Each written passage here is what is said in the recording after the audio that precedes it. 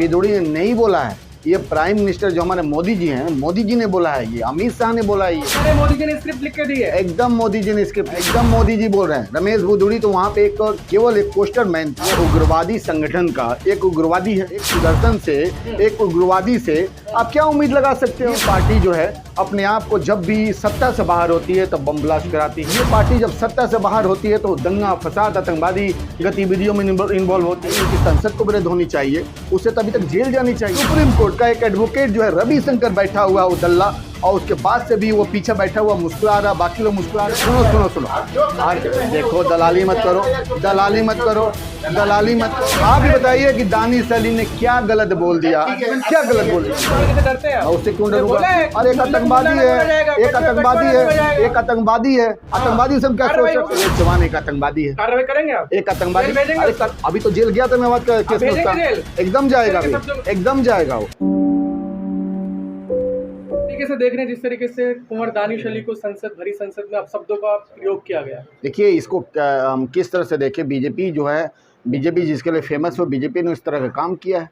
BJP को जो है, बीजेपी का आप देख रहे हो, एक आप जो सोच रहे हो खासकर कि ये बिदुड़ी ने बोला है, ये बिदुड़ी ने बोला है, बिदुड़ी ने नहीं बोला है। ये प्राइम मिनिस्टर जो हमारे मोदी जी हैं, मोदी जी ने बोला है, ये अमित शाह ने बोला है। ये इस बात को जो है नड्डा साहब ने बोली है, इसको आरएसएस ने बोली है, इसका पूरे बीजेपी संगठन ने बोली है। क्योंकि ये एक बीजेपी का एक पूरा षड्यंत्र है कि कब कहाँ किससे बुलवाना है।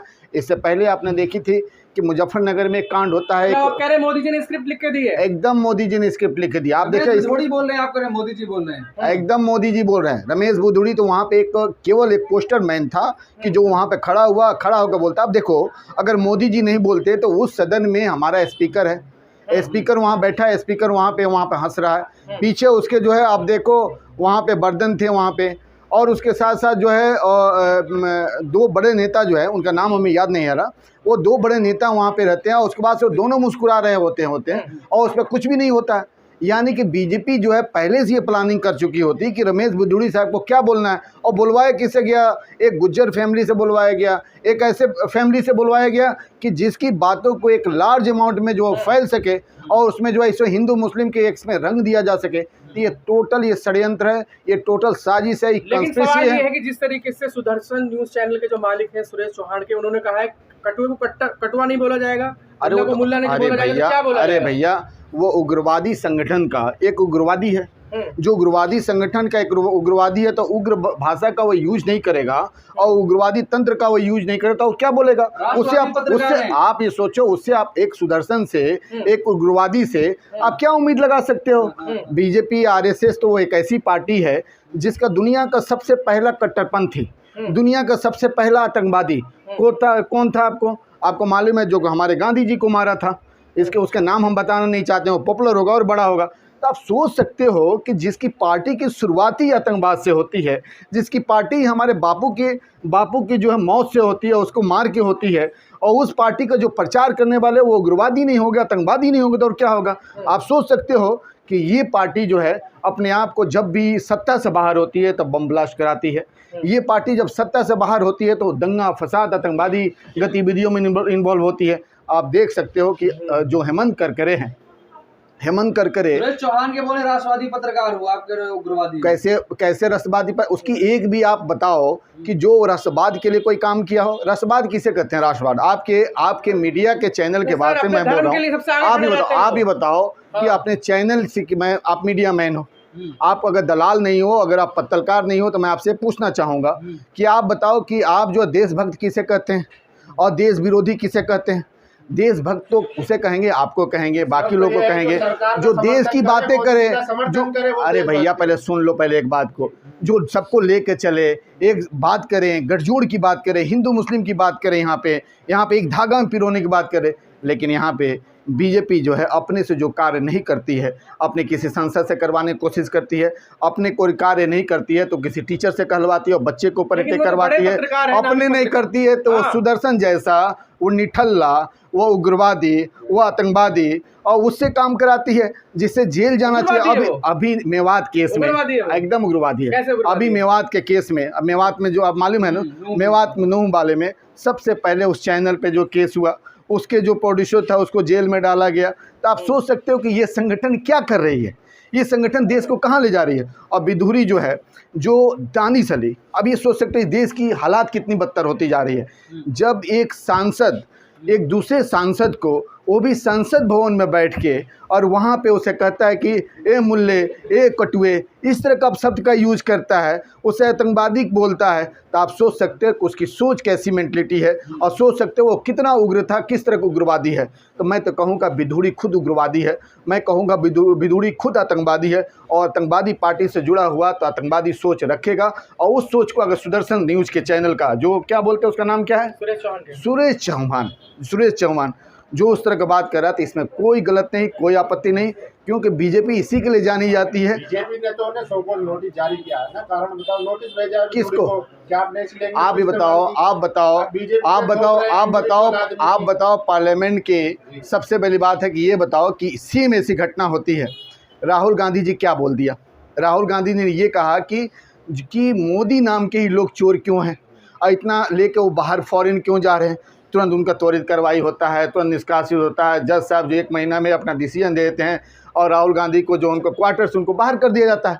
मैं कहता हूं कि विधुरी को जो अभी तक जो एक संसद की गरिमा को गिराने की कोशिश किया है, संसद की गरिमा को तार करने की कोशिश किया है, इस पूरे विश्व पटल पे जो देश जो है लोकतंत्र के नाम से जाना जाता था, लोकतंत्र की प्रसार करने के बारे में जाना जाता था। सबसे पहले लोकतंत्र की अगर शिक्षा दी गई, ये भारत से दी गई, और भारत के वैशाली से दी गई, पाटलिपुत्र से दी गई, पूरे विश्व पटल को सिखाया इसने लोकतंत्र क्या है। उससे और सुनो और उस कम्युनिटी के लीडर दानिश अली को बोलता है, जिसके जो है बड़े लीडर हारून मामून की आप किताब को पढ़ो, उसको समझो कि डिफिनेशन कार्रवाई किस तरह की होनी चाहिए। इसके ऊपर कार्रवाई देखिए, इसको तुरंत जो है प्रिविलेज कमेटी को भेजी जानी चाहिए, और इसके ऊपर जो है 22 पार्लियामेंट का जो लोकसभा का जो एक्ट है, प्रोसीजर और लॉ है, उसके अंदर 22 है, 26 है, 27 है, उसके बाद आईपीसी के कई धारे बनते हैं, उसके तहत इसके ऊपर सख्त से सख्त कार्रवाई होनी चाहिए। क्योंकि इस तरह का जो ये स्लोगन का जो यूज किया है, इस तरह का जो टिप्पणी इसने जो की है,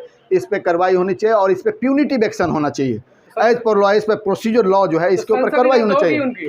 भाई उनकी संसद को विरोध होनी चाहिए, उसे तभी तक जेल जानी चाहिए। इसलिए जेल जानी चाहिए कि जिस संसद में वो हमारा प्राइम मिनिस्टर बैठा हुआ है, उस संसद में हमारा स्पीकर बैठा हुआ है, उस संसद में हमारा जो है WHO का जो चेयरमैन बैठा हुआ है हर्षवर्धन, और उसके बाद से उस संसद में सुप्रीम कोर्ट का एक एडवोकेट जो है रविशंकर बैठा हुआ है, वो दल्ला, और उसके बाद से भी वो पीछे बैठा हुआ मुस्कुरा रहा, बाकी लोग मुस्कुरा रहे हैं, और वो आतंकवादी जो है दानिश अली के ऊपर ऐसा टिप्पणी कर रहा है। देखिए, ये दानिश अली के ऊपर टिप्पणी नहीं है, और आप कहते हैं कि केवल मुसलमान कम्युनिटी के ऊपर टिप्पणी है, नहीं, ये हमारे पूरे देश के संविधान के ऊपर टिप्पणी है, हमारे देश के लोकतंत्र के ऊपर टिप्पणी है, हर समुदाय के ऊपर टिप्पणी है। जो गरीब जनता है, खासकर OBC हैं, माइनॉरिटी हैं, दलित हैं, उनके ऊपर ये टिप्पणी है कि ये दिखाना चाहते हैं कि इस देश में खासकर इस देश में जो है केवल हम रहेंगे, हम जो चाहेंगे वही करेंगे। आज हम संसद भवन में एक सांसद के साथ ये कर सकते हैं, तो बाकी लोगों के साथ भी कुछ भी कर सकते हैं। दानिश अली भी तो मोदी जी ने चंद्रयान भेजा चांद पे, और उसके बाद जो है क्रेडिट नहीं दे रहे हैं। आप ही बताइए, ये बताइए कि दानिश अली स्पेशल सेशन आप बुलाते हो,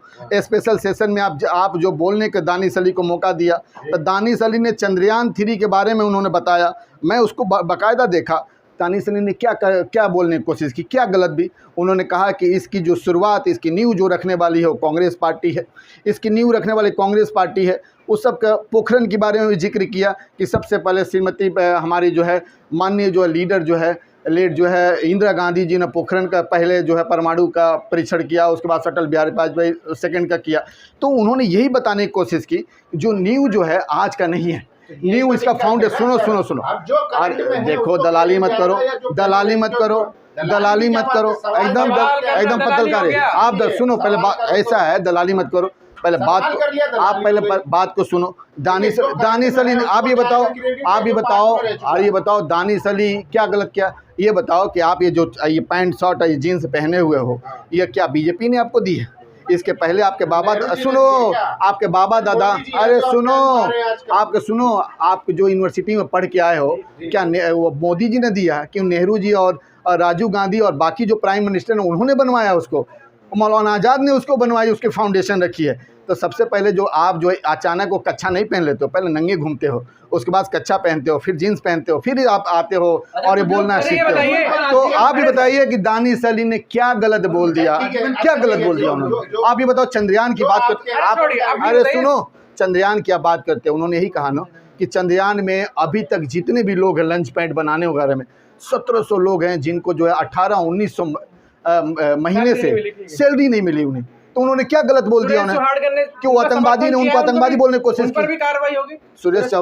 सूरज चौहान पे तो कितनी बार हो चुके हैं। एक्चुअली क्या है कि मैं ऐसे ही आपको आम भाषा में बोलता हूँ कि आप देखोगे बचपने में कुछ बच्चे जो होते हैं वो गाली आपको देते हैं और उल्टी सी टिप्पणी करते हैं, आप उसको जाते हो 2-4 जूता मारते हो, 2-4 लपड़ मारते हो, फिर मारने के बाद से उसको डांटने की कोशिश करते हो, फिर मारते हो, फिर धक्का देते हो, फिर उठता है, फिर आपको गाली देना स्टार्ट करता है। अब बाद में आप थक जाते हो, कहते हो चलो साला ये जो है ऐसे ही आदमी है, ऐसे ही करेगा, इसको थप्पड़ से, लाठी से, जूते से, इससे कोई मतलब नहीं है। तो कुछ पत्रकार इस तरह के हैं, कुछ इस देश, कुछ देशभक्त, कुछ देश। अरे भाई सुनो, मैं चौहान को नहीं बोल रहा हूँ, मैं चौहान को नहीं बोल रहा हूँ, लेकिन मैं ये बोल रहा हूँ कि इस तरह के जो पत्रकार हैं, जो इस तरह के पत्रकार हैं जो डेमोक्रेसी की चौथी पीढ़ी, चौथे स्तंभ है, जो चौथे स्तंभ है, उस स्तंभ को ये बदनाम करने की कोशिश करें, इनके ऊपर सख्त से सख्त कार्रवाई होनी चाहिए। मैं उससे क्यों डरूंगा? और एक आतंकवादी है, एक आतंकवादी है, एक आतंकवादी है, आतंकवादी से हम क्या सोच सकते हैं? एकदम कार्रवाई होनी चाहिए, एकदम होनी चाहिए, उसे जेल में जानी चाहिए, एकदम जानी चाहिए। एक्चुअली क्या है, सुनो, ऐसा है, सुनो, सुरेश चौहान क्या है, सुनो, सुरेश चौहान क्या है? सुरेश चौहान एक आतंकवादी है, कार्रवाई करेंगे आप? एक आतंकवादी। अभी तो जेल गया था मेवात का केस में, उसका एकदम जाएगा, एकदम जाएगा वो। अरे वो जाएगा ठीक है, लेकिन आप करेंगे कार्रवाई? अरे भैया ऐसा है, ऐसा है as per procedure, as per law, जो हम उस पर जो भी एक्शन लेने की बात करें, FIR अभी लॉन्च हो चुका है। अब सुनो, अभी FIR लॉन्च हो चुका, फिर से FIR उसके ऊपर होगा। लेकिन आप कहो कि आप ही कार्रवाई करोगे, तो क्या मैं उसको जाकर गोली मार दूं? मैं भी आतंकवादी बन जाऊँ? अरे सुनो बता रहा हूँ, अरे ये बता, अरे सुनो, एक आतंकवादी के साथ मैं भी आतंकवादी बन जाऊँ? मैं कोर्ट के दरवाजा खटकाऊंगा, मैं कोर्ट के दरवाजा खटकाऊंगा, मैं लीगल तरीके से मैं जाऊंगा और कोर्ट को बताऊंगा कि आतंकवादी है और ये जो है जो डेमोक्रेसी के चौथे पिलर को बर्बाद और बदनाम करने की कोशिश कर रहा है और हिंदू मुस्लिम करने की कोशिश कर रहा है। एक्चुअली क्या है, वो बीजेपी का एजेंट है और एजेंट के पास क्या है, एजेंट ही नहीं करेगा तो क्या करेगा इस देश को?